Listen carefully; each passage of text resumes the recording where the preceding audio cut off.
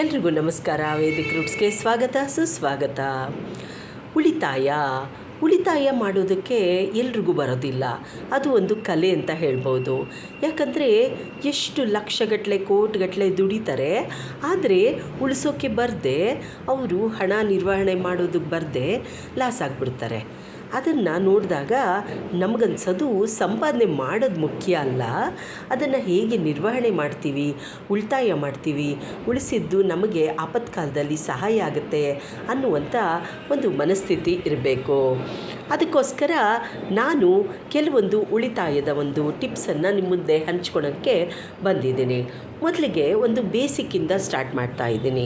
ಎಲ್ಲರನ್ನೂ ಕೇಳ್ತೀನಿ, ನೀವು ಹೇಗೆ ಉಳಿತಾಯ ಮಾಡ್ತೀರಿ, ಯಾವ ರೀತಿಯ ಒಂದು ಐಡಿಯಾ ಯೂಸ್ ಮಾಡ್ತೀರಿ ಅಂತ ಕೇಳಿದಾಗ ಒಬ್ಬೊಬ್ಬರು ಒಂದೊಂದು ಐಡಿಯಾವನ್ನು ಹೇಳ್ತಾರೆ. ಆ ಐಡಿಯಾ ಎಲ್ಲವನ್ನು ನಿಮ್ಮ ಮುಂದೆ ಈಗ ಹಂಚ್ಕೊಳ್ಳೋ ಪ್ರಯತ್ನ ಮಾಡ್ತೀನಿ. ಒಂದು ದಿವಸ ನಮ್ಮ ಮನೇಲಿ ಕೆಲಸದ ಬರಲಿಲ್ಲ.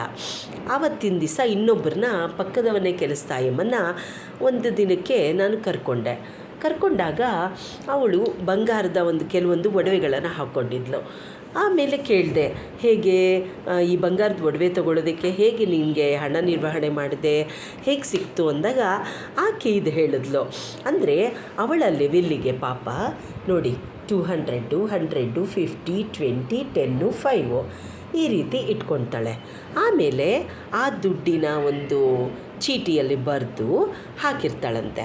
ಅದನ್ನು ಹೀಗೆ ಕುಲ್ಕೋದು, ಹೀಗೆ ಮಿಕ್ಸ್ ಮಾಡಿ ಪ್ರತಿದಿನ, ಇಲ್ಲಾಂದರೆ ದುಡ್ಡಿಲ್ಲ ಅಂದರೆ ವಾರಕ್ಕೆ ಒಂದು ಸಲ ಅಂತೆ, ಈ ರೀತಿ ಮಾಡಿ ಯಾವುದಾದ್ರೂ ಒಂದು ಹಿಂಗೆ ತಗೊಂಡ ಮೇಲೆ ಅದನ್ನು ಹೀಗೆ ಓಪನ್ ಮಾಡಿದಾಗ ಎಷ್ಟು ಬಂದಿದೆ? 5 ರೂಪೀಸ್. ಈ ದಿನ 5 ರೂಪೀಸನ್ನು ಆಕೆ ಸೇವಿಂಗಿಗೆ ಹಾಕ್ತಾಳೆ.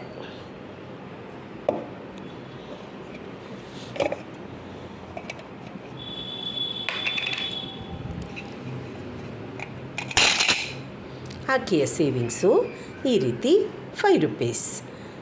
ಈ ರೀತಿ ಆಕೆ ಎಲ್ಲವನ್ನು ಒಂದು ನಿರ್ವಹಣೆ ಅಚ್ಚುಕಟ್ಟಾಗಿ ಮಾಡ್ತಾಳಂತೆ. ಇದೇ ರೀತಿ ಈಗ ಇನ್ನೊಂದು ದಿವಸ ಅಂದ್ಕೊಳ್ಳಿ, ಎಕ್ಸಾಂಪಲ್ಲು, ಇನ್ನೊಂದು ದಿವಸ ಇದೇ ಥರ ಚೀಟಿ ಇರ್ತದಾಗ ಎಷ್ಟು ಬಂತು? 20 ರೂಪೀಸ್. ಆಗ 20 ರೂಪೀಸ್ನ ಡಬ್ಬಕ್ಕೆ ಹಾಕೋದು.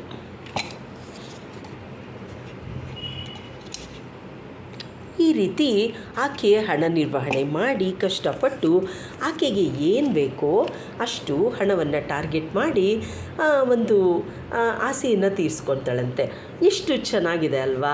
ಈಗ ಏನಾಗುತ್ತೆ, ಯಾರ್ದೋ ಪಕ್ಕದ ಮನೆಯವ್ರದ್ದೋ ನೆಂಟರೋ ಎಲ್ರದ್ದು ನೋಡಿಬಿಟ್ಟು, ಅಯ್ಯೋ ಅವ್ರಿಗೆ ನೋಡಿದ್ವಿ, ಅವರು ಹಂಗಿದ್ದಾರೆ, ಅವ್ರು ಹಿಂಗಿದ್ದಾರೆ, ಅವ್ರ ಹತ್ರ ಅಷ್ಟು ಹಣ ಇದೆ, ಇಷ್ಟು ಹಣ ಇದೆ ಅಂದ್ಬಿಟ್ಟು ಕೊರಗುವಂಥದ್ದು ಬಿಟ್ಟು ನನಗೇನು ಬೇಕೋ ಅದನ್ನು ಎತ್ತಿಟ್ಕೊಳ್ಳೋದ್ರಲ್ಲಿ ಮತ್ತು ತಗೊಂಡು ಖುಷಿ ಪಡೋದ್ರಲ್ಲಿ ಎಷ್ಟು ಚೆನ್ನಾಗಿದೆ ಅಲ್ಲ. ನನಗಂತೂ ತುಂಬ ಇಷ್ಟ ಆಯಿತು. ಅದಕ್ಕೋಸ್ಕರ ಈ ರೀತಿಯ ಒಂದು ಹಣ ನಿರ್ವಹಣೆಯ ಕಲೆ, ಉಳಿತಾಯದ ಕಲೆಯನ್ನು ನಿಮಗೆ ನನ್ನ ಒಂದು ಅನುಭವದಲ್ಲಿ ಬಂದ ಎಷ್ಟೊಂದು ಜನರ ಒಂದು ಅನುಭವಗಳನ್ನು ನಾನು ಕಲ್ತ್ಕೊಂಡಿದ್ದೀನಿ, ಎಷ್ಟೊಂದನ್ನು ಅಪ್ಲೈ ಕೂಡ ಮಾಡ್ಕೊಂಡಿದ್ದೀನಿ. ಅವೆಲ್ಲವನ್ನು ನಿಮಗೆ ಮುಂದೆ ತಿಳಿಸ್ತಾ ಹೋಗ್ತೀನಿ. ನಿಮಗೆ ಯಾವುದಾಗುತ್ತೋ ನಿಮ್ಮ ಆರ್ಥಿಕ ಪರಿಸ್ಥಿತಿಗೆ ತಕ್ಕಂತೆ ನೀವು ಮಾಡ್ತಾ ಹೋಗಿ. 100 ರೂಪಾಯಿ ಕಷ್ಟ ಆದರೆ ಬೇಕಾದವರು 5 ರೂಪಾಯಿ, 10 ರೂಪಾಯಿ, 20, 30, 40, 50, 60, 70, 80 ಈ ರೀತಿ ಅವ್ರಿಗೆ ಎಷ್ಟೆಷ್ಟಾಗುತ್ತೋ ಅಷ್ಟು ಹಣವನ್ನು ಇಟ್ಕೊಂಡು ಈ ರೀತಿ ಉಳಿತಾಯ ಮಾಡ್ತಾ ಹೋಗ್ಬೋದು. ಇನ್ನು ಇದೇ ರೀತಿಯ ಹಲವಾರು ಒಂದು ಮಾಹಿತಿಯನ್ನು ಹೊತ್ತು ತರ್ತೀನಿ. ನೀವು ಫಸ್ಟು ಉಳಿತಾಯ ಮಾಡೋದನ್ನು ಕಲೀರಿ. ಕಷ್ಟ ಕಾಲದಲ್ಲಿ ನಾವು ಉಳಿತಾಯ ಮಾಡಿರುವ ಹಣ ಒಂದು ಆಪತ್ ಬಾಂಧವನಂತೆ ಕೆಲಸ ಮಾಡುತ್ತೆ.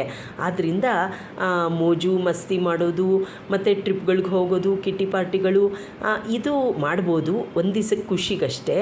ಆದರೆ ಆಪತ್ತು ಬಂದಾಗ ಅವೆಲ್ಲವೂ ಕೂಡ ನಮಗೆ ಒಂದು ಹಣವನ್ನು ನೀಡೋದಿಲ್ಲ. ಆದ್ದರಿಂದ ನೀವೆಷ್ಟು ಖರ್ಚು ಮಾಡ್ತೀರಿ ಅನ್ನೋದು ಮುಖ್ಯ ಅಲ್ಲ, ಎಷ್ಟು ಉಳಿತಾಯ ಮಾಡ್ತೀರಿ ಅನ್ನೋದು ಅತಿ ಮುಖ್ಯ ಆಗುತ್ತೆ. ಮತ್ತು ಇನ್ನೊಂದು ವಿಡಿಯೋ ಜೊತೆ ಭೇಟಿಯಾಗ್ತೀನಿ. ನಮಸ್ಕಾರ.